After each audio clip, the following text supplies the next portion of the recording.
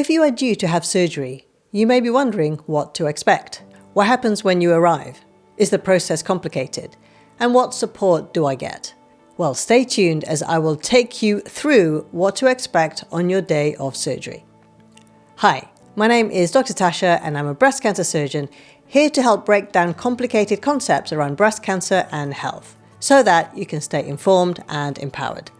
Breast cancer surgery is a critical step in the treatment process, and understanding what happens on the day of surgery can help alleviate some of the anxiety and uncertainty that you may feel. Today, I'm going to walk you through each stage, from the moment you check into the hospital to the time you leave the operating room.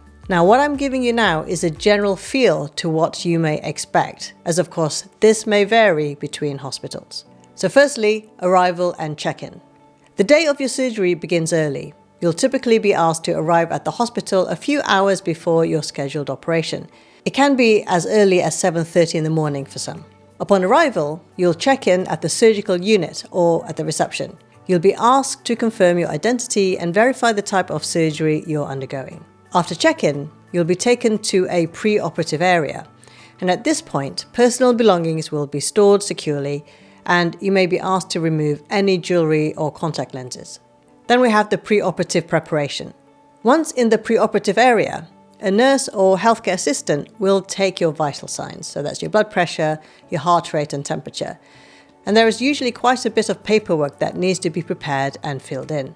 You'll also meet with your surgical team, including your breast surgeon and anaesthetist.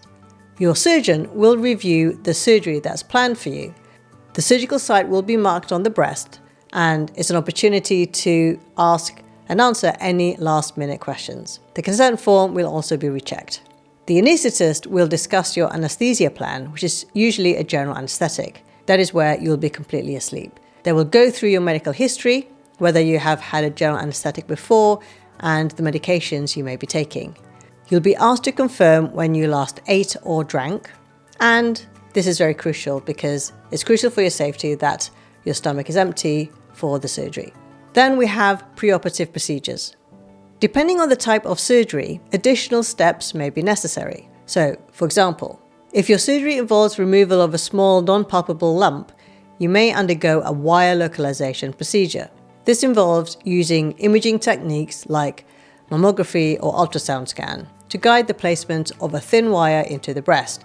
This will mark the location of the cancer for the surgeon.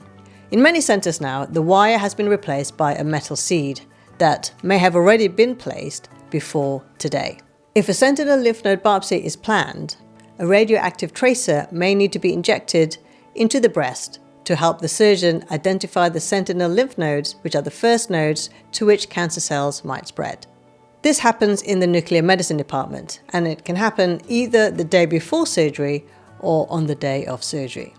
Next, we have going to the operating room.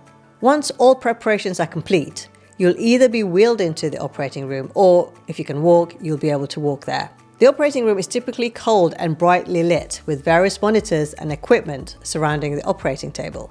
In some places, you may actually be taken to a specific anesthetic room, which is usually adjacent to the operating room itself. In this room, the anaesthetist will perform a final check to ensure everything is in order. You'll be positioned on the operating table and the anesthesia will be administered. If you're receiving general anesthesia, you'll drift off to sleep rather quickly. Once you're under general anesthetic, the surgical team will begin the procedure. Now, the type of surgery, of course, depends on your specific diagnosis and treatment plan.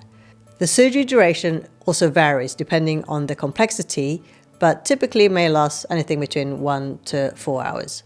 What happens after surgery? So after surgery is completed, you'll be moved to recovery or recovery room, where you'll be closely monitored as you wake up from the general anesthetic. Nurses will check your vital signs and manage any pain or nausea you might experience.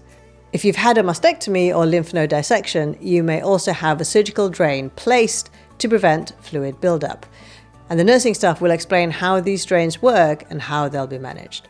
Once you're stable and fully awake, you'll either be transferred to a hospital room for an overnight stay, or if you're having day surgery, you'll be prepared for discharge. So you'll go from the recovery room to a ward typically. Before leaving, the healthcare team will provide you with detailed instructions on post-operative care at home, including how to care for your incision, manage any drains, recognize signs of infection, and when your follow-up will be with your surgeon. You'll also be given prescriptions for pain management, and if required, also some antibiotics. It's important for you to make sure you understand all the instructions and ask any questions before leaving the hospital. I'll see you in the next one.